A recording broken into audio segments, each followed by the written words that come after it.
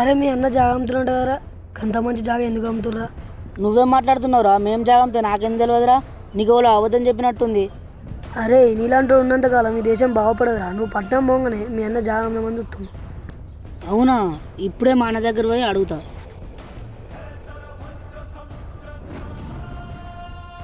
అన్నా, నాకు తెలియకుంటే ఏమైనా చేద్దామనుకుంటున్నావా? నేనేం చేద్దాం అనుకుంటుంట్రా? నువ్వేం మాట్లాడుతున్నావురా? నాకు అన్నీ తెలుసు. ఊళ్ళో అందరూ అనుకుంటారు ఊళ్ళో జాగందాం అనుకుంటున్నావాట. తెలిసిపోయిందా? అవునరా, అమ్ముదాం అనుకుంటున్నా.